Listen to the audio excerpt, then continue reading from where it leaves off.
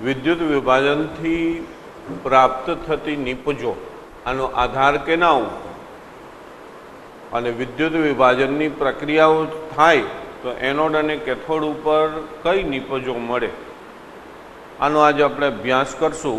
आ एक मुद्दो अने विद्युत विभाजन की निपजो उपरना दाखलाओ तो प्रक्रियाओं थाय आटलो विद्युत प्रवाह पसार करी आटला समय माटे तो आपणे निपज कई मळशे एनो अभ्यास करशुं। तो विद्युत विभाजन की निपजो नो आधार विद्युत विभाजनीय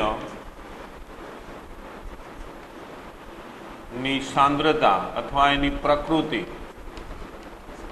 अने विद्युत ध्रुवो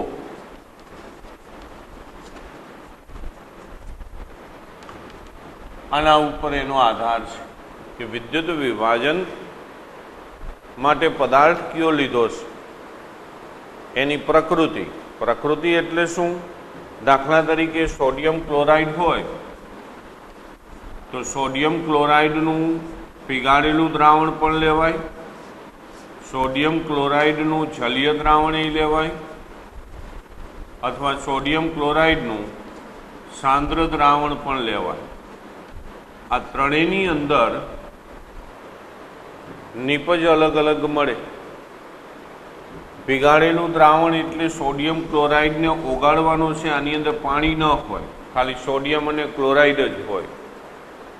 जलीय द्रावण एटले सोडियम क्लोराइड नी अंदर पाणी नाखेलू होय अने सांद्र द्रावण एटले सोडियम क्लोराइड नु प्रमाण वधारे होय, ब्राइन जेने कही आपणे। तो आ त्रणेय त्रण स्वरूप में जे विद्युत विभाजन की प्रक्रिया थाय तो एमां निपज बदलाई जाए એટલે નિપજનો આધાર થયો એની પ્રકૃતિ ઉપર, એના સ્વભાવ ઉપર। બીજું વિદ્યુત ધ્રુવો, તો વિદ્યુત ધ્રુવો ધાતુના નિષ્ક્રિય વિદ્યુત ધ્રુવો હોય અને સક્રિય વિદ્યુત ધ્રુવો પણ હોય। નિષ્ક્રિય વિદ્યુત ધ્રુવોમાં પ્લેટિનમ, ગોલ્ડ आ बधा निष्क्रिय विद्युत ध्रुव तरीके वपराय और ज्यारे निष्क्रिय विद्युत ध्रुव तरीके प्लेटिनम के सिल्वर गोल्ड वपराशे त्यारे फक्त आनी सपाटी उपर इलेक्ट्रॉन विनिमयनी प्रक्रिया थशे। आना प्लेटिनम के गोल्डना परमाणु से ए रासायनिक प्रक्रिया अथवा विद्युत विभाजन की प्रक्रिया में भाग नहीं ली, फक्त ए शुं करशे? सपाटी पूरी पाडशे। दाखला तरीके विद्युत विभाजन कोष आम दोरो, आनी अंदर विद्युत विभाजननु द्रावण मूकेलुं छे। बे प्लेटिनमना विद्युत ध्रुवो डूबाडो, बहारथी तमे प्रवाह दाखल करो तो अहींया प्लेटिनमनी सपाटी उपर रासायनिक प्रक्रिया थशे, सपाटी पूरी पाडशे એટલે ઇલેક્ટ્રોનના વિનિમયની પ્રક્રિયાઓ આની સપાટી ઉપર થાય। एना परमाणु से ही रासायनिक प्रक्रिया में भाग न ली, पण जो धातुना सक्रिय विद्युत ध्रुवो वापरेला होय तो ए सक्रिय विद्युत ध्रुवो ना जे परमाणु छे ए ऑक्सीडेशन के रिडक्शन प्रक्रिया नी अंदर भाग ले छे। दाखला तरीके हवे अहींया में प्लेटिनमना बदले कोपरना विद्युत ध्रुवो मूकेला छे बंने, तो आ धातुनो सक्रिय विद्युत ध्रुव थयो तो अहींया कोपर छे कोपर +2 स्वरूपे द्रावण में जाए अने कोपर +2 कोपर बनावी कैथोड उपर जमा थाय। आ कैथोड आ एनोड ए धातुना सक्रिय विद्युत ध्रुव छे એટલે એના પરમાણુ છે વિદ્યુત ધ્રુવના એ ઓક્સિડેશન રિડક્શન પ્રક્રિયાઓ અનુભવે છે, પણ અહીંયા નિષ્ક્રિય વિદ્યુત ધ્રુવો છે એ ફક્ત સંપર્ક સપાટી જ આપે છે प्रक्रियाओं थवा माटे। એટલે ઇલેક્ટ્રોનના વિનિમયની પ્રક્રિયાઓ આની સપાટી ઉપર થાય જો આ પ્લેટિનમ હોય તો અથવા ગોલ્ડ હોય તો। એટલે વિદ્યુત ધ્રુવો જો બદલાય તો રાસાયણિક પ્રક્રિયા જે થાય છે વિદ્યુત વિભાજન કોષની અંદર એમાં નિપજ છે એ પણ બદલાઈ જશે। આ નિપજ બદલાય। આ સિવાય વિદ્યુત વિભાજનની જે પ્રક્રિયાઓ છે એની અંદર આમાં जे हाजर ऑक्सीडेशन करता होय, हाजर ऑक्सीडेशन करता કે હાજર રિડક્શન કરતા આ બે ઉપર પણ નિપજોનો આધાર છે કે દ્રાવણની અંદર ઓક્સિડેશન કરતા અને રિડક્શન કરતા કોણ છે, તો એ પ્રમાણે આપણને નિપજ મળે. અને બહારથી અહીંથી જે વિદ્યુત સ્થિતિમાનનો તફાવત અથવા પ્રમાણિત વિદ્યુત પોટેન્શિયલ જે આપણે આપી છીએ એના ઉપર પણ નિપજનો આધાર થયો. એટલે નિપજનો આધાર છે એ ચાર બાબત ઉપર થયો. એક પ્રમાણિત વિદ્યુત ધ્રુવ પોટેન્શિયલ હાજર ઓક્સિડેશન કરતા અને રિડક્શન કરતા દ્રાવણમાં, વિદ્યુત વિભાજન જે દ્રાવણ વપરાણું છે એની પ્રકૃતિ કે એના સ્વભાવ ઉપર અને વિદ્યુત ધ્રુવો ઉપર આધાર થયો. તો હવે રાસાયણિક પ્રક્રિયામાં વિદ્યુત વિભાજનની પ્રકૃતિ કે એનું પીગાળેલું દ્રાવણ હોય કે જલીય દ્રાવણ હોય તો એની અંદર નિપજો આપણને કઈ કઈ મળશે. જો નિપજો બદલાય છે તો એ બદલાય છે એનો આપણે અભ્યાસ કરવો છે. આપણે એના માટે સોડિયમ ક્લોરાઇડનું પીગાળેલું અને જલીય દ્રાવણનો ઉપયોગ કરશું. તો પહેલું સોડિયમ ક્લોરાઇડના પીગાળેલા દ્રાવણમાં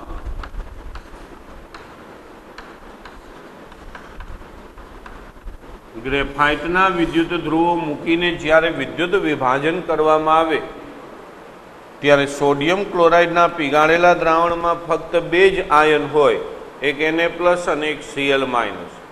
ધનાયન સ્વરૂપે Na+ હોય અને ઋણાયન સ્વરૂપે Cl- હોય. દાખલા તરીકે આ વિદ્યુત વિભાજન કોષની અંદર મેં સોડિયમ ક્લોરાઇડનું પીગાળેલું દ્રાવણ ભરેલું છે. પીગાળેલ સોડિયમ ક્લોરાઇડ અને એનોડ અને કેથોડ બે વિદ્યુત ધ્રુવો ડૂબાડેલા છે. ગ્રેફાઇટના મુકાય આ એનોડ અને આ કેથોડ. બહારથી જ્યારે અહીંથી પ્રવાહ છે એ દાખલ કરવામાં આવે ત્યારે રાસાયણિક પ્રક્રિયાના પરિણામે કેથોડ ઉપર સોડિયમ ધાતુ છૂટી પડે એટલે કેથોડ ઉપર રિડક્શનની પ્રક્રિયા થશે અને એનોડ ઉપર ક્લોરીન વાયુ છૂટો પડશે એટલે અહીંયા ઓક્સિડેશન પ્રક્રિયા થશે. આ સોડિયમ ક્લોરાઇડના પીગાળેલા દ્રાવણનું વિદ્યુત વિભાજન થયું તો કેથોડ ઉપર રિડક્શન પ્રક્રિયા થઈ એટલે સોડિયમ ધાતુ છૂટી પડી. તો અહીંયા સોડિયમ ક્લોરાઇડના પીગાળેલા દ્રાવણમાં એક જ ધનાયન Na+ છે. એ એક ઇલેક્ટ્રોન સ્વીકારે અને સોડિયમ ધાતુ બનાવે ધાતુ. તો આ જે પ્રક્રિયા થઈ એ રિડક્શન પ્રક્રિયા થઈ અને આની અંદર એક જ ઋણાયન છે Cl-. તો Cl- છે એ ઇલેક્ટ્રોન મુક્ત કરી અને ક્લોરીન વાયુ બનાવે એટલે ત્યાં ઇલેક્ટ્રોન મુક્ત થયો એટલે અહીંયા ઓક્સિડેશન પ્રક્રિયા થઈ. તો સોડિયમ ક્લોરાઇડના પીગાળેલા દ્રાવણમાં એક જ ધનાયન અને એક જ ઋણાયન હોવાથી આ બંને પ્રક્રિયાથી આપણને કેથોડ ઉપર સોડિયમ ધાતુ મળે અને એનોડ ઉપર ક્લોરીન વાયુ મળે. પણ હવે હું વિદ્યુત વિભાજન જે દ્રાવણ છે એને બદલી નાખું છું. દાખલા તરીકે સોડિયમ ક્લોરાઇડનું જલીય દ્રાવણ લઈશ અને આ જ પ્રક્રિયા છે વિદ્યુત વિભાજનની એ ચાલુ કરીશ. તો અહીંયા પીગાળેલા સોડિયમ ક્લોરાઇડના દ્રાવણના બદલે આપણે જલીય સોડિયમ ક્લોરાઇડનું જલીય દ્રાવણ પાણીમાં બનાવેલું દ્રાવણ લીધું. સેમ એનોડ કેથોડ ડૂબાડ્યા, બહારથી વિદ્યુત પ્રવાહ પસાર કર્યો. તો અહીંયા કેથોડ ઉપર હાઇડ્રોજન વાયુ છૂટો પડે અને એનોડ ઉપર ક્લોરીન છૂટું પડે. આ એમનેમ રહેશે અને દ્રાવણની અંદર સોડિયમ હાઇડ્રોક્સાઇડ બને છે. એટલે મળતી નિપજો કેટલી થઈ? સોડિયમ હાઇડ્રોક્સાઇડ મળ્યો, હાઇડ્રોજન મળ્યો અને ક્લોરીન મળ્યું. તો જો તમે પીગાળેલું લીધું હતું ત્યારે તમને બે મળ્યું હતું, સોડિયમ અને ક્લોરીન. પણ એનું જલીય દ્રાવણ જેવું લીધું અને વિદ્યુત પ્રવાહ પસાર કર્યો તો સોડિયમ હાઇડ્રોક્સાઇડ, પાણી અને હાઇડ્રોજન અને ક્લોરીન, આ ત્રણ વસ્તુ નિપજ તરીકે મળી. તો વિદ્યુત વિભાજનની અંદર તમે એની દ્રાવણ વિદ્યુત વિભાજ્ય બદલો છો, પીગાળેલો રાખો છો અને જલીય રાખો છો, તો એની નિપજની અંદર ફેરફારો થાય છે. તો આ જે ફેરફારો થયા એમાં બોર્ડની અંદર આવો પ્રશ્ન પૂછાય ગુજકેટમાં ને એમાં કે સોડિયમ ક્લોરાઇડના જલીય દ્રાવણમાં વિદ્યુત પ્રવાહ પસાર કરતા મળતી નિપજમાં આ જે અંતિમ દ્રાવણ છે એ અંતિમ દ્રાવણની પીએચ કેટલી હશે, આવું પૂછાય. તો અંતિમ દ્રાવણની પીએચ કેટલી હશે એટલે તમને એક્ઝેક્ટ મૂલ્ય નથી માંગ્યું, તમને આવા 4 વિકલ્પ આપ્યા છે કે પીએચ <7 હશે, પીએચ <7 હશે, કે પીએચ = 7 હશે, કે ડી ઉપરોક્ત ત્રણે. આવા 4 વિકલ્પ ગુજકેટની અંદર આપે. તો સોડિયમ ક્લોરાઇડના જલીય દ્રાવણનું જ્યારે વિદ્યુત વિભાજન થાય ત્યારે મળતું અંતિમ દ્રાવણ, તો મળતા અંતિમ દ્રાવણમાં સોડિયમ હાઇડ્રોક્સાઇડ ઉત્પન્ન થાય છે અને સોડિયમ હાઇડ્રોક્સાઇડ છે એ બેઝ છે, આપણે જાણીશું. તો બેઝ હોય તો બેઝની પીએચનું મૂલ્ય 7 કરતાં વધારે હોય એટલે જવાબ આપવાનો બી. નેક્સ્ટ પ્રશ્ન આવો પણ પૂછાય કે મળતું અંતિમ દ્રાવણ નીચેનામાંથી કયા પદાર્થનું હશે, તો એમાં બધા આવા વિકલ્પ લખ્યા હોય. સોડિયમ હાઇડ્રોક્સાઇડ મળશે, સોડિયમ સલ્ફેટ મળશે, સોડિયમ ક્લોરાઇડનું જલીય દ્રાવણ હશે, આવા પ્રશ્નો પૂછાય. તો ખાસ યાદ રાખજો કે સોડિયમ ક્લોરાઇડના જલીય દ્રાવણના વિદ્યુત વિભાજનમાં અંતિમ દ્રાવણ બેઝિક હોય અને સોડિયમ હાઇડ્રોક્સાઇડ છૂટો પડે. પછી આવું પણ પૂછાય કે કેથોડ ઉપર નીચેનામાંથી કયો પદાર્થ મળશે, હાઇડ્રોજન વાયુ, સોડિયમ ધાતુ, ક્લોરીન વાયુ કે ઓક્સિજન વાયુ, આવું પણ પૂછાય. એટલે જલીય દ્રાવણનું વિદ્યુત વિભાજન કરતાં કઈ નિપજ મળે છે એનો આપણે એ રીતે જવાબ આપવાનો. તો હવે એને step by step anode cathode ઉપર થતી પ્રક્રિયાનો આપણે અભ્યાસ કરીશું. જોજો, સોડિયમ ક્લોરાઇડના NaClના જલીય દ્રાવણનું વિદ્યુત વિભાજન કરતા એનોડ અને કેથોડ ઉપર પ્રાપ્ત થતી નિપજો. જો આ કેથોડ ઉપર મળ્યું, આ એનોડ ઉપર મળ્યું, એ પીગાળેલા દ્રાવણની પ્રક્રિયા છે. હવે એના જલીય દ્રાવણની પ્રક્રિયા લઈશ તો થવી જોઈએ કેથોડ ઉપર પ્રક્રિયા Na+ + ઇલેક્ટ્રોન સોડિયમ ધાતુ મળવો જોઈએ, આ પ્રક્રિયા થવી જોઈએ. આ જલીય દ્રાવણનું વિદ્યુત વિભાજન કરીએ ત્યારે પણ આ પ્રક્રિયા નથી થતી, એના બદલે આ પ્રક્રિયા થાય છે H+ + ઇલેક્ટ્રોન 1/2 H2, કારણ કે આનો વિદ્યુત ધ્રુવ પોટેન્શિયલનું મૂલ્ય કંઈક -2.71 વોલ્ટ છે અને આનો હાઇડ્રોજનનો પ્રમાણિત વિદ્યુત ધ્રુવ પોટેન્શિયલ 0.0 વોલ્ટ, સંદર્ભ વિદ્યુત ધ્રુવ આપણે ભણી ગયા. તો અહીંયા 2 પ્રક્રિયા થઈ જો કેથોડ ઉપર. વાસ્તવમાં થશે કઈ? આમાં ન થઈ, કારણ કે આની અંદર એક જ ધનાયન હતો, સોડિયમ આયન. આની અંદર જલીય દ્રાવણ છે એટલે પાણી જે રહ્યું એના ધનાયન અને ઋણાયન પણ હાજર હોય, H+ અને OH- આ બંને હાજર હોય. એટલે આમાં 2 ધનાયન થયા. સોડિયમ આયનની સાથે હાઇડ્રોજન આયન પણ હોય, એમ ક્લોરાઇડ આયન સાથે OH- પણ હાજર હોય, એટલે 2 ધનાયન 2 ઋણાયન થયા. આમાં એ નહોતું શક્ય, એટલે આપણને સીધું જ સોડિયમ અને ક્લોરીન આપી દીધું, પણ આમાં એ નથી આપતો. તો અહીંયા પ્રક્રિયા છે, કેથોડ ઉપર જે પ્રક્રિયા થાય એ પ્રક્રિયા જેનો પ્રમાણિત વિદ્યુત ધ્રુવ પોટેન્શિયલનું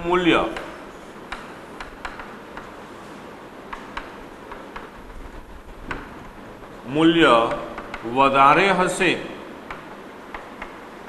એ પ્રક્રિયા ત્યાં કેથોડ ઉપર થશે. તો આ બંને ધનાયનો છે બંનેની રિડક્શન પ્રક્રિયા જે થઈ એમાં આનો માઇનસ છે પોટેન્શિયલ ને આનો ઝીરો છે, એટલે આ પોટેન્શિયલ વધારે મૂલ્યવાળો કહેવાય. એટલે આ પ્રક્રિયા છે એ કેથોડ ઉપર શક્ય છે H+ વાળી, આ નહીં થાય. ઘણીવાર 2 માર્કની અંદર પ્રશ્ન પૂછાય કે સોડિયમ ક્લોરાઇડના જલીય દ્રાવણનું વિદ્યુત વિભાજન કરતાં કેથોડ ઉપર હાઇડ્રોજન વાયુ મળે છે, શા માટે? આવો પ્રશ્ન પૂછાય. તો એના માટેનું આ એનું કારણ છે કે એના પ્રમાણિત વિદ્યુત ધ્રુવ પોટેન્શિયલનું મૂલ્ય જેનું વધારે હોય એ કેથોડ ઉપર પ્રક્રિયા અનુસરે.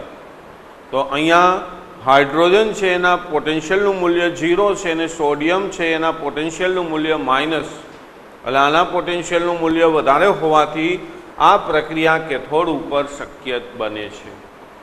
હવે આ હાઇડ્રોજન આયન છે એ આવ્યો ક્યાંથી? તો આપણે જાણીએ છીએ કે પાણી છે જલીય દ્રાવણ બનાવ્યું એટલે એમાં H+ અને OH- આયનો હોય. તો પાણીની અંદરથી H+ આયન આવ્યો છે, એટલે પાણીનું જ્યારે વિયોજન થાય તો એમાંથી H+ અને OH- છૂટા પડે. તો તમે આ બંને પ્રક્રિયાને સંયુક્ત પ્રક્રિયા સ્વરૂપે લખો, કુલ પ્રક્રિયા સ્વરૂપે, તો કેથોડ ઉપર થતી જે પ્રક્રિયા છે એને આમ લખાય. H+ સાથે આ H+ ઉડી જશે તો ડાબી સાઈડ વધ્યું H2O વત્તા ઇલેક્ટ્રોન બને છે અહીંયા 1/2 H2 વત્તા OH-.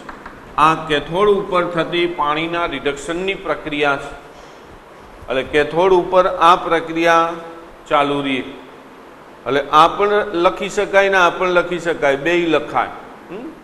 એટલે ઘણીવાર માની લો પ્રશ્ન પૂછ્યો કે જલીય દ્રાવણના વિદ્યુત વિભાજનમાં કેથોડ ઉપર થતી પ્રક્રિયા કઈ છે, તો આ લખી હોય તોય સાચી અને આ લખી હોય તો પણ સાચી. રેડી? એટલે બેમાંથી ગમે તે લખાય. હવે આ થઈ વાત કેથોડની. એટલે કેથોડ ઉપર આપણે નક્કી કરી લીધું કે ભાઈ આ પ્રક્રિયા ભાગ ભજવશે. એનોડ ઉપર પ્રક્રિયા કઈ થશે?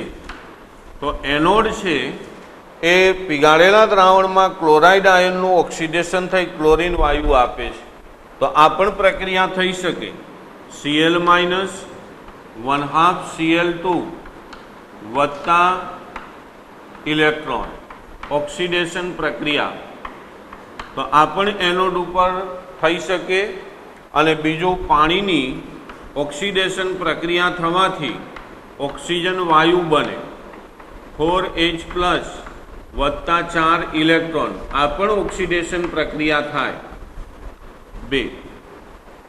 તો આ પ્રક્રિયા બંને પ્રક્રિયામાં ક્લોરીનનો વિદ્યુત ધ્રુવ પોટેન્શિયલ પ્રમાણિત પોટેન્શિયલનું મૂલ્ય 1.36 વોલ્ટ છે અને અહીંયા ઓક્સિજન જે ઉત્પન્ન થાય છે O2 વાયુ એના પોટેન્શિયલનું મૂલ્ય છે 1.23 વોલ્ટ. તો આ બંને પ્રક્રિયાઓ એનોડ ઉપર શક્ય છે. તો હવે આ બે પ્રક્રિયામાંથી કઈ પ્રક્રિયા ભાગ લે? તો અહીંયા જેમ તમે કેથોડ માટે કીધું કે પ્રમાણિત વિદ્યુત ધ્રુવ પોટેન્શિયલનું મૂલ્ય વધારે હોય એ પ્રક્રિયા કેથોડ ઉપર થાય, એટલે તમે કીધું કે આ પ્રક્રિયા થશે કારણ કે આનું મૂલ્ય આના કરતાં વધારે છે.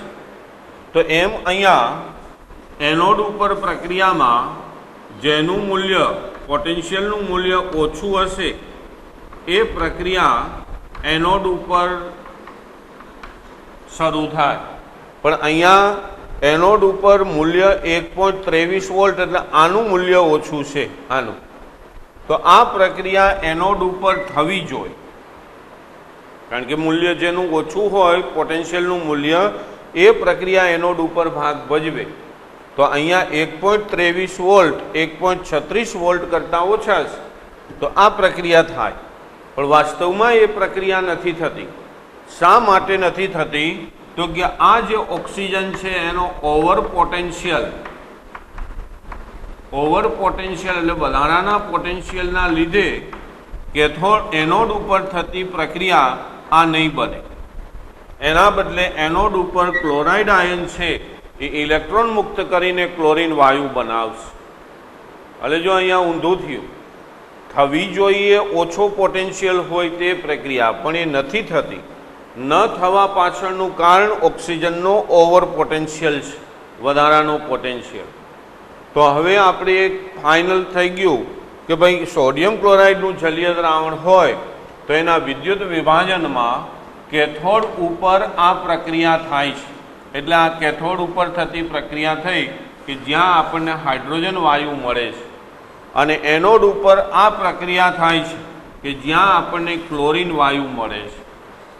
સંપૂર્ણ પ્રક્રિયાને જો ભણવી હોય, સંપૂર્ણ પ્રક્રિયા લખવી હોય તો સોડિયમ ક્લોરાઇડ એનું જલીય દ્રાવણ એટલે એને તમે પાણીની અંદર નાખો છો તો એમાંથી બે આયનો છૂટા પડે, સોડિયમ આયન અને ક્લોરાઇડ આયન. આ બે આયન બને. જોજો હવે ત્રણેય પદાર્થ આપણે એવું કીધું શરૂઆતમાં કે સોડિયમ ક્લોરાઇડના જલીય દ્રાવણમાં ત્રણ નિપજ મળે છે. સોડિયમ હાઇડ્રોક્સાઇડ મળે છે, હાઇડ્રોજન મળે છે અને ક્લોરીન મળે છે. આ ત્રણ કીધું. હવે ત્રણેની પ્રક્રિયાઓ કઈ રીતે થશે? એવી જ રીતના કેથોડ ઉપર થતી પ્રક્રિયા H2O વત્તા ઇલેક્ટ્રોન, આ કેથોડ ઉપર થતી પ્રક્રિયા, તો એમાંથી બને 1/2 H2 વત્તા OH માઇનસ, અને એનોડ ઉપર થતી પ્રક્રિયા Cl માઇનસ, એમાંથી બને 1/2 Cl2 વત્તા ઇલેક્ટ્રોન. આ એનોડ ઉપરની પ્રક્રિયા. તમે આ ત્રણેય પ્રક્રિયાને ભેગી કરો તો એના ઇલેક્ટ્રોન ઉડી જશે અહીંયા. રેડી? બીજું એનો ક્લોરાઇડ આયન ઉડી જાય, આ ઉડી જાય. તો હવે ડાબી સાઈડ શું વધે છે? તો કે સોડિયમ ક્લોરાઇડ અને પાણી, એટલે ડાબી સાઈડ વધ્યું NaCl વત્તા H2O. જમણી સાઈડ શું વધે છે? તો કે Na plus OH minus 1/2 H2 ને 1/2 Cl2, એટલે Na પ્લસ વત્તા OH માઇનસ વત્તા 1/2 H2 વત્તા 1/2 Cl2. તો અહીંયા Na પ્લસ અને OH માઇનસ ધનાયન અને ઋણાયન જોડાઈ સોડિયમ હાઇડ્રોક્સાઇડ બેઝ બનાવે. અંતિમ દ્રાવણ સોડિયમ હાઇડ્રોક્સાઇડ વાળું હોય. હાઇડ્રોજન વાયુ છે આ એ કેથોડ ઉપર જમા થાય અને ક્લોરીન વાયુ છે એ એનોડ ઉપર જમા થાય. રેડી? તો આ એની અંતિમ સમગ્ર પ્રક્રિયા થઈ. હવે આ પ્રશ્ન છે એ પરીક્ષાની અંદર પૂછાય તો આમ પૂછાય કે સોડિયમ ક્લોરાઇડના જલીય દ્રાવણનું વિદ્યુત વિભાજન સમજાવો. ને એકવાર આ જ પ્રશ્ન પરીક્ષામાં આમ પૂછાણો હતો કે સોડિયમ ક્લોરાઇડના જલીય દ્રાવણનું વિદ્યુત વિભાજન એ ખરેખર કોષ્ટિક સોડાનું ઉત્પાદન છે, સમજાવો. આવું પૂછાણું. તો સોડિયમ ક્લોરાઇડના જલીય દ્રાવણનું વિદ્યુત વિભાજન એ ખરેખર કોષ્ટિક સોડાનું ઉત્પાદન છે, એ સમજાવો. એ કેમ ખ્યાલ આવે?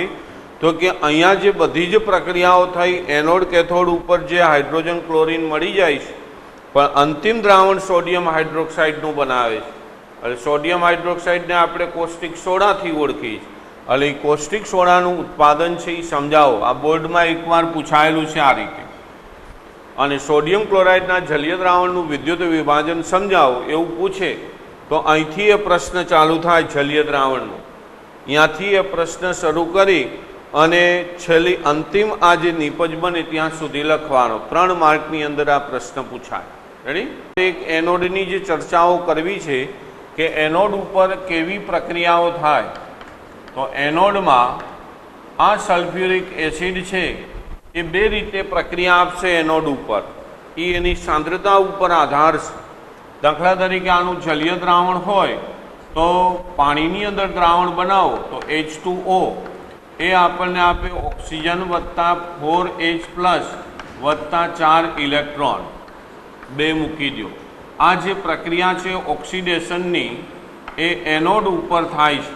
એટલે એનોડ ઉપર આપણને ઓક્સિજન વાયુ છે એ મળે છે સલ્ફ્યુરિક એસિડમાં, અને ઘણીવાર આ પ્રક્રિયાના બદલે એનોડ ઉપર આ પણ પ્રક્રિયા થાય છે.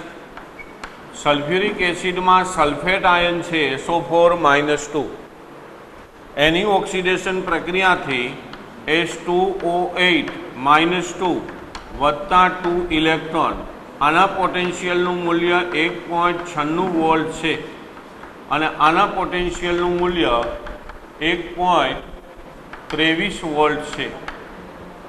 તો એનોડ ઉપર આ બંને પ્રક્રિયાઓ થશે, પણ એનો આધાર છે એ સલ્ફ્યુરિક એસિડ છે એની સાંદ્રતા ઉપર છે. જો સલ્ફ્યુરિક એસિડની સાંદ્રતા ઓછી હોય તો આ પહેલી પ્રક્રિયા ભાગ ભજવશે, અને ઓછી હશે તો ત્યાં એનોડ ઉપર ઓક્સિજન વાયુ છૂટો પડશે. અને જો સલ્ફ્યુરિક એસિડની સાંદ્રતા વધુ હશે તો ત્યાં ડાયસલ્ફેટ H2O8-2 આ પદાર્થને અનુરૂપ પ્રક્રિયાઓ થશે. એટલે સાંદ્રતા આની કેટલી લીધેલી છે એના આધારે આપણને નિપજો છે એ છૂટી પડે. ત્યાં 1.23 વોલ્ટ આનું મૂલ્ય ઓછું છે આના કરતાં, 1.96 વોલ્ટ કરતાં. એટલે જનરલી જલીય દ્રાવણ હોય તો એનોડ ઉપર થતી પ્રક્રિયા આ જ બને, એનોડ ઉપર ઓક્સિજન વાયુ છૂટો પડે. પણ આ બેમાં સલ્ફ્યુરિક એસિડની સાંદ્રતાના મૂલ્ય ઉપરથી આપણે નક્કી કરી શકીએ કે એની અંદર નિપજ છે એ કઈ રીતે છૂટી પડે. રેડી? આ છેલ્લો મુદ્દો છે આપણી ટેક્સ્ટબુકનો. હવે આના ઉપરના બીજા વિશેષ જે આ પ્રક્રિયાઓ એનોડ કેથોડની થાય છે એના ઉપરના દાખલાઓ લઈશું. રેડી? કે 1 ફેરેડે એટલે 1 મોલ ઇલેક્ટ્રોન થાય. યાદ રાખજો, આ 1 faraday is equal to 1 mole electron, અથવા 96500 કુલમ પણ કહેવાય. 96500 ક્યારેક ન આપેલા હોય તો 96487 કુલમ પણ લખે છે. આ તો ગણતરીની સરળતા માટે 96500 કુલમ લેવાય છે, બાકી 96487 એનું એક્ઝેક્ટ મૂલ્ય છે. એ મૂલ્ય કઈ રીતે આવ્યું એ આપણે સમજાયું હતું કે 1 મોલ ઇલેક્ટ્રોન ઉપરનો વીજભારનું મૂલ્ય આ છે. ખાલી 1 ઇલેક્ટ્રોન હોય, 1 ઇલેક્ટ્રોન તો 1.6021 ગુણ્યા 10⁻⁹ કુલમ આટલો વીજભાર હોય 1 ઇલેક્ટ્રોન ઉપરનો. આ ફિઝિક્સમાં આવે, કેમેસ્ટ્રીમાં આવે. પણ 1 મોલ ઇલેક્ટ્રોન કીધા એટલે ગુણ્યા 6.022 ગુણ્યા 10⁻23 એવોગેડ્રો આંકથી આપણે ગુણવા પડે, અને આ બેયના ગુણકનું મૂલ્ય આટલું થાય 96487 કુલમ. રેડી? એટલે 1 મોલ ઇલેક્ટ્રોન બોલો કે 1 ફેરેડે પ્રવાહ બોલો, બે એક જ છે. અને 1 ફેરેડે પ્રવાહનું મૂલ્ય 96500 કુલમ પ્રતિ મોલ બોલાય, અથવા 1 મોલ ઇલેક્ટ્રોન બોલાય. બસ આ બેઝ ઉપર આપણે દાખલાઓ ભણવાના છે. અને વિદ્યુતનો જથ્થો Q is equal two I into T. આ I છે એ વિદ્યુત પ્રવાહ છે. એ વિદ્યુત પ્રવાહને એમ્પિયરની અંદર મપાય, એમ્પિયરમાં. અને ટી છે એ સમય છે, આને આપણે સેકન્ડની અંદર માપશું. એટલે એમ્પિયર અને સેકન્ડ આ બંને ભેગા થાય તો આપણને એકમ મળે કુલમ, વિદ્યુત ભારનો એકમ કુલમ. એટલે 1 coulomb is equal to 1 ampere into second થાય. એટલે આ સૂત્ર અને આ આપણો બેઝ, બસ આટલી વસ્તુ યાદ રહી એટલે બધા દાખલાઓ આવડી જાય. બાકી તો રમત છે. અને થોડાક દાખલા આપણી ટેક્સ્ટબુકની બહારના 3 દાખલા ગણાવીશ. એ 3 દાખલા જૂના કોર્સની અંદર હતા, પણ બેઝ એનો આ જ છે અને બોર્ડની અંદર એ પૂછાયેલા છે. એટલે એવા 3 દાખલાઓ આપણે વધારાના ગણશું. એ જ્યારે આવશે ત્યારે તમને કહીશ. ચાલો, હવે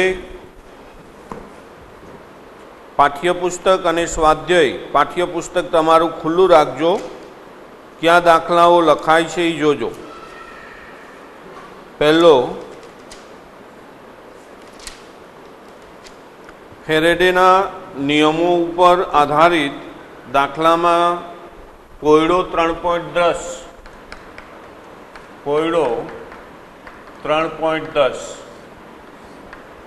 એમાં આપણને એવું કીધું કે કોપર સલ્ફેટનું દ્રાવણ છે એમાં આપણે 10 મિનિટ માટે 1.5 એમ્પિયર પ્રવાહ પસાર કરીશ તો વિદ્યુત વિભાજિત કરવામાં આવ્યું તો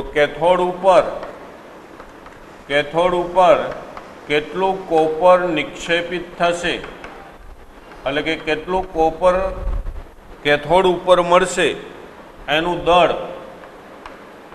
શોધો. કોપરનો પરમાણુ દળ આપણને આપી દીધું છે 63.5 ગ્રામ પ્રતિ મોલ. બસ આટલી વિગત આપણી પાસે છે અને એ વિગતના આધારે આપણે નક્કી કરવાનું કે કેથોડ ઉપર મને આટલું કોપર મળે. રેડી? તો જો આવા દાખલા પૂછાય છે બોર્ડમાં. આપણી પાસે વિદ્યુત વિભાજ્ય દ્રાવણ તરીકે કોપર સલ્ફેટ છે તો એ કોપર સલ્ફેટની અંદર કોપર +2 હોય અને સલ્ફેટ છે એ -2 હોય. આગળ તમને મેં શીખવાડ્યું હતું કે વિદ્યુત વિભાજન કોષ હોય તો વિદ્યુત વિભાજન કોષમાં ધનધ્રુવ તરીકે એનોડ હોય અને ઋણધ્રુવ તરીકે કેથોડ હોય. જે વિદ્યુત રાસાયણિક કોષ છે એનાથી ટોટલ વિરુદ્ધ હોય. વિદ્યુત રાસાયણિક કોષની અંદર ઋણ ધ્રુવ એનોડ આવશે અને ધન ધ્રુવ કેથોડ આવશે. રેડી? તો અહીંયા કોપર સલ્ફેટના દ્રાવણનું જ્યારે વિદ્યુત વિભાજન થાય તો એમાં કોપર +2 છે એ ઋણ તરફ જાય એટલે એ કેથોડ ઉપર મળે. એટલે આપણને અહીંયા કીધું છે કે કેથોડ ઉપર કોપર કેટલું નિક્ષેપિત થશે એટલે એનું દળ કેટલું મળશે ત્યાં, આવું કીધું. એટલે એનો અર્થ એવો થયો કે આ કોપર +2 છે એ કેથોડ ઉપર ગયો તો કેથોડ ઉપર એની રિડક્શન પ્રક્રિયા થાય. એનો ખ્યાલ આવી ગયો. કોપર ઉપર રિડક્શન પ્રક્રિયાઓ થશે. એટલે હવે હું જો અહીંયા રિડક્શન પ્રક્રિયા હમણાં એ લખું છું. પહેલાં આપણે આ લઈ કે 10 મિનિટ સમય અને 1.5 એમ્પિયર પ્રવાહ પસાર થાય છે તો Q = I × T સૂત્ર વિદ્યુત ભારનું. I એટલે વિદ્યુત પ્રવાહ છે 1.5 એમ્પિયર. T એટલે સમય ને સમય છે 10 મિનિટ. પણ તમને કીધું તો અહીંયા સમયને હંમેશા સેકન્ડમાં લેવાનો તો 1 મિનિટની 60 સેકન્ડ થાય એટલે 10 મિનિટની 10 × 60 સેકન્ડ થશે. તો આનો તમે ગુણાકાર કરો તો એનો જવાબ આવે 900 સેકન્ડ. 900 કુલમ. 900 કુલમ. કુલમ એટલે C. હવે આ જે વિદ્યુત ભાર 900 કુલમ આવ્યો એને તમે ફેરેડેમાં ફેરવી શકો. જો એને ફેરેડેમાં ફેરવવો હોય તો 96500 કુલમ = 1 ફેરેડે થાય. તો 900 કુલમ = કેટલા ફેરેડે થાય આમ પણ કરી શકાય. તો આને ફેરેડેમાં ફેરવવા હોય તો આને ભાગ્યા 96500 કુલમ કરાય તો એ જવાબ ફેરેડેમાં આવે. આપણે ફેરેડે નથી કરતા, આપણે સીધો જ આનો ઉપયોગ કરીશ. જોજો, કેથોડ ઉપર કોપર +2 રિડક્શન પ્રક્રિયા અનુભવી કોપર ધાતુ આપે તો કેથોડ ઉપર થતી પ્રક્રિયા કોપર +2 2 ઇલેક્ટ્રોન કોપર. હવે હમણાં જ તમને શરૂઆત કરી ત્યારે શીખવાડ્યું કે અહીંયા 2 મોલ ઇલેક્ટ્રોન છે. 2 મોલ ઇલેક્ટ્રોન એટલે 2 ફેરેડે પ્રવાહ થયો. 2 મોલ ઇલેક્ટ્રોન એટલે 2 ફેરેડે વિદ્યુત પ્રવાહ. તો કુલમમાં મારે લખવું હોય તો આમ લખાય 2 × 96487 કુલમ અથવા 96500 કુલમ. આપણે 1 ફેરેડે માટે અહીંયા લીધું હતું, 1 મોલ ઇલેક્ટ્રોન માટે લીધું હતું તો આ 96487 હતા. અહીંયા 2 મોલ ઇલેક્ટ્રોન છૂટા પડે છે અહીંયા. તો 2 મોલ એટલે 2 × 96,487 કુલંબ આટલું થયું। તો આટલા કુલંબ પ્રવાહ પસાર થાય તો 1 મોલ કોપર મળે। હવે 1 મોલ કોપર એટલે કેટલું? 63.5 ગ્રામ કોપર થયું। તો અહીંયા 63.5 ગ્રામ કોપર મળ્યું આટલા કુલંબ પ્રવાહ પસાર થાય તો। પણ આપણે કેટલા કુલંબ પ્રવાહ પસાર કરી છે? તો કે 10 મિનિટ 1.5 એમ્પિયર એટલે 900 કુલંબ પસાર કરી છે। તો 900 કુલંબ પ્રવાહ પસાર થાય તો કેટલું કોપર મળશે? એટલે કોપર કેટલું નિક્ષેપિત થશે એ શોધવાનું છે। તો 83 માંડો તો 900 ગુણ્યા 63.5 છેદમાં 2 ગુણ્યા 96,487। તો આનું તમે સાદું રૂપ આપો, ભાગાકાર કરો એટલે 0.296 ગ્રામ કોપર ધાતુ છે એ નિક્ષેપિત થશે, કોપર ધાતુ મળે। તો આ રીતે કોપર ધાતુ કેટલી મળશે એ નક્કી કરવાનું। રેડી? આવા જનરલ દાખલાઓ હોય। પછી આની અંદર બીજી એક વસ્તુ પૂછે, આમાં એનોડ ઉપર, આ તો કેથોડ ઉપર જ વાત થઈ, પણ તમને જો એમ પૂછે કે એનોડ ઉપર કેટલો ઓક્સિજન મળશે, અહીંયા સલ્ફેટ રહ્યો એનોડ ઉપર નથી મળતો, અહીંયા ઓક્સિજન વાયુ મળે છે, તો એ કેટલો મળશે? તો એ કદમાં આવે। તો કદમાં આવે તો એના માટે તમારે આદર્શ વાયુ સમીકરણ PV = nRT આ સૂત્રનો ઉપયોગ કરવો પડે। તો એવા દાખલાઓ છે જે એનોડ ઉપર વાયુ મળે છે, એવા 3 દાખલા, એ બહારના દાખલા ટેક્સ્ટબુકમાં એવા નથી। તો એની ચર્ચાઓ આપણે નેક્સ્ટ પીરિયડમાં નેક્સ્ટ દાખલા ગણશું, એમાં આપણે કોયડો 3.10 પછી લખાણ સંબંધિત પ્રશ્નો છે, એમાં ઇનટેક્સ્ટ 3.10 એમાં આપણને એવું કીધું કે 0.5 એમ્પિયર પ્રવાહ 0.5 એમ્પિયર પ્રવાહ ધાત્વીય તારમાંથી 2 કલાક સુધી પસાર કર્યો તો તારમાં કેટલા ઇલેક્ટ્રોન પસાર થયા હશે? આવું કીધું। કેટલા ઇલેક્ટ્રોન એમાંથી પસાર થયા છે? માની લો કે મારી પાસે આ એક તાર છે, આ તાર છે, આ તારની અંદર હું 0.5 એમ્પિયર પ્રવાહ પસાર કરું છું આમાંથી, અને સમય લઉં છું 2 કલાકનો। 2 કલાક સુધી આમાંથી મેં 0.5 એમ્પિયર પ્રવાહ પસાર કર્યો તો અહીંથી કેટલા ઇલેક્ટ્રોન બહાર નીકળ્યા હશે એની ગણતરી કરવાની છે। તો પહેલી વસ્તુ આપણી વિગત છે દાખલાની, જો પ્રવાહ આપ્યો છે અને સમય આપ્યો છે એટલે Q = I × T, I છે 0.5 એમ્પિયર, સમય 2 કલાક। હવે 2 કલાકને મારે સેકન્ડમાં ફેરવવી છે, તો એ મિનિટ હોય તો 60 વડે ગુણાય અને કલાક હોય તો 3600 વડે ગુણાય, એટલે 3600। આ બધાનો ગુણાકારનું મૂલ્ય આવે છે 3600 કુલંબ। 3600 કુલંબ, જો 0.5 ગુણ્યા 2 એટલે 5 દુ 10 એટલે 1 થાય, 1 ગુણ્યા 3600 એટલે 3600 કુલંબ થયો। હવે આપણે આ વસ્તુ જાણી છીએ કે 96,500 કુલંબ પ્રવાહ એટલે 1 મોલ ઇલેક્ટ્રોન થાય। શરૂઆત કરી ત્યારે હમણાં જ તમને સમજાયું કે 96,500 કુલંબ એટલે 1 મોલ ઇલેક્ટ્રોન। જો મારે 1 મોલ ઇલેક્ટ્રોન ન લખવા હોય તો હું 6.022 ગુણ્યા 10⁻23 ઇલેક્ટ્રોન પણ લખી શકું, કારણ કે 1 મોલ બોલો કે આટલા બોલો, બે એક। જેમ આપણે બજારની અંદર કેળા લેવા જાઓ તો તમે 1 ડઝન બોલો કે 12 બોલો, શું ફેર પડે? બે વસ્તુ એક જ થઈ। 1 ડઝન માગશો તો એ 12 નંગ આપશે અને 12 માગો તો એ 12 આપે। તો એમ તમે 1 મોલ ઇલેક્ટ્રોન બોલો કે 6.022 ગુણ્યા 10⁻23 બોલો, બે વસ્તુ એક થઈ। તો આટલા કુલંબ પ્રવાહ જો પસાર થતો હોય તો આટલા ઇલેક્ટ્રોન નીકળે એમાંથી। તો આપણે પ્રવાહ છે એ 3600 કુલંબ આપી છે, તો એમાંથી કેટલા ઇલેક્ટ્રોન પસાર થતા હશે? તો 3600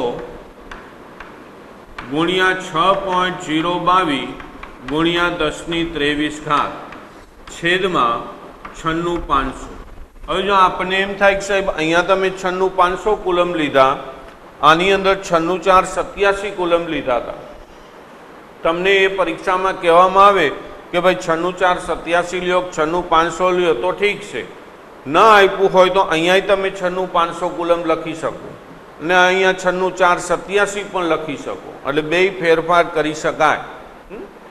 આ તો શું છે કે ગણતરી માટે આ મીંડા ઉડી જાય એના માટેનો આ વિકલ્પ છે. અને આની તમે સાદુરૂપ આપો તો એનો જવાબ આવે 2.246 2.246 ગુણ્યા 10⁴ ઇલેક્ટ્રોન. આટલા ઇલેક્ટ્રોન આ વાહક તારમાંથી પસાર થયા હોય, 2 કલાક સુધી આમાંથી અડધો એમ્પિયર પ્રવાહ પસાર થાય એટલે એનો આ છેડો છે ત્યાંથી આટલા ઇલેક્ટ્રોન. હવે આ ઇલેક્ટ્રોન એટલે ખૂબ સંખ્યા થઈ, તમે એકમ દશક 100 1000 ગણવા બેસો ને તો આ ગણાય નહીં, કારણ કે 2 પછી 2 4 6 આ પોઈન્ટ કાઢી નાખો એટલે પાછળ 21 મીંડા આવે બીજા. હવે 21 મીંડા એટલે 22 46 ને 21 મીંડા તમે પાછળથી આવેલા હો એકમ દશક 100માં તો ગણી ન શકાય. એટલા બધા ઇલેક્ટ્રોન છે એ અહીંથી પસાર થશે. એટલે ગમે ત્યારે ઇલેક્ટ્રોનની સંખ્યા પૂછેલી હોય કે કેટલા ઇલેક્ટ્રોન પસાર થાય તો આ પ્રવાહ અને સમય તમારે એક યાદ જ રાખવાનું કે વિદ્યુત વિભાજનના દાખલા હોય અને જ્યારે પ્રવાહ અને સમય આપેલો હોય ત્યારે શરૂઆત હંમેશા દાખલાની અહીંથી જ થશે. પહેલું જ મૂકી દેવાનું Q = I × T, અને ખાસ ધ્યાન રાખવાનું સમયને સેકન્ડમાં લખવાનો છે. બસ પછી તમે આ ગણી નાખો આગળનો એટલે એનો જવાબ થાય. નેક્સ્ટ ઇન ટેક્સ્ટનો છે 3.12. એની અંદર આપણને એવું કીધું છે Cr2O7 - 2 વત્તા 14H+ વત્તા 6 ઇલેક્ટ્રોન, એમાંથી 2Cr+3 બને છે અને વત્તા 7H2O બને છે. આમાં આપણને એવું કીધું કે 1 મોલ Cr2O7 - 2 નું રિડક્શન કરવા માટે કેટલો વિદ્યુતનો જથ્થો જોઈએ. 1 મોલ Cr2O7 નું રિડક્શન કરવા જરૂરી વિદ્યુત જથ્થાનું મૂલ્ય, વિદ્યુત જથ્થો કેટલો જોશે આવું કીધું છે. તો વિદ્યુત જથ્થો ફેરેડેમાં માગ્યો છે, કુલમમાં માગ્યો છે, કેમાં માગ્યો છે એ ધ્યાન રાખવાનું. જો આ પ્રક્રિયા આપેલી છે એમાં Cr2O7 અત્યારે મારી પાસે 1 મોલ જ છે. અહીંયા 1 મોલ Cr2O7 નું રિડક્શન પ્રક્રિયા અહીંયા ઇલેક્ટ્રોન મેળવે છે એટલે રિડક્શન પ્રક્રિયા આપેલી છે. તો 1 મોલ માટે 6 ઇલેક્ટ્રોનની જરૂર પડી. એટલે એનો અર્થ એવો થયો કે 1 મોલ Cr2O7 - 2 ના રિડક્શન માટે 6 મોલ ઇલેક્ટ્રોન ની જરૂર પડે, કારણ કે 6 ઇલેક્ટ્રોન એટલે 6 મોલ ઇલેક્ટ્રોન થયા. તો 6 મોલ ઇલેક્ટ્રોન = 6 ગુણ્યા 96,500 કુલમ થયો. હે ને 1 મોલ ઇલેક્ટ્રોન એટલે 96,500 કુલમ, તો 6 મોલ ઇલેક્ટ્રોન એટલે 6 ગુણ્યા 96,500 કુલમ થાય. તો આ 6 ગુણ્યા 96,500 કુલમ કરો એટલે એનો ગુણાકાર આવશે 57 અને 9000 5 7 9 90,000 છે 9000 કુલમ આનો ગુણા. આટલા કુલમ વિદ્યુત જથ્થો મારે પસાર કરવો પડે. પછી માની લો જો ફેરેડેમાં માગ્યો હોત જવાબ તો 6 મોલ ઇલેક્ટ્રોન = 6 ફેરેડે પ્રવાહ આમ પણ લખાય. એટલે આ બંને જવાબ સાચા છે. ફેરેડેમાં 6 ફેરેડે બોલાય, કુલમમાં 5,79,000 કુલમ બોલાય. એટલે બે રીતે બોલાય. રેડી? ઓકે, ચાલો હવે 2 દાખલા લઈ લઈએ છીએ આપણે, પછી બીજા 12ના દાખલાઓ. પુસ્તકનો સ્વાધ્યાય 3.12 એમાં આપણને પૂછ્યું છે નીચેના રિડક્શન માટે કેટલો વિદ્યુત ભાર જોઈ. જો કે આ તમને હોમવર્કમાં આપી તોય આવડે. 1 મોલ Al+3 માંથી એલ્યુમિનિયમ બનાવો છે, આના માટે કેટલો વિદ્યુત ભાર જોશે? બીજો છે 1 મોલ copper+2 માંથી કોપર બનાવો છે, તો આના માટે કેટલા વિદ્યુત ભારની જરૂર પડે? અને ત્રીજો છે 1 મોલ MnO4- માંથી Mn+2 બનાવો છે, તો આના માટે કેટલા વિદ્યુત ભારની જરૂર પડે? બસ નાના નાના છે. હવે વિદ્યુત ભાર છે એને આપણે કુલમમાં ગણશું. એક ગણી દઉં એટલે બાકીના સમીકરણ લખવું એટલે તમારે ગણી નાખવાના. જો Al+3 3 ઇલેક્ટ્રોન સ્વીકારે અને એલ્યુમિનિયમ બનાવે. રેડી? આ એની રિડક્શન પ્રક્રિયા થઈ. તો આ 1 મોલ Al+3 માંથી એલ્યુમિનિયમ બનાવવા 3 મોલ ઇલેક્ટ્રોનની જરૂર પડશે. ઓકે, કારણ કે 3 મોલ ઇલેક્ટ્રોન વપરાણ, તો 3 mall electron is equal two 3 ગુણ્યા 96,500 કુલમ થયો અથવા 3 ફેરેડે થયો. તો આનો તમે ગુણાકાર કરો એટલે 2,89,500 કુલમ થાય. આટલા કુલમ વિદ્યુત જથ્થાની જરૂર 1 મોલ Al+3 માંથી એલ્યુમિનિયમ બનાવવા માટે જોઈ.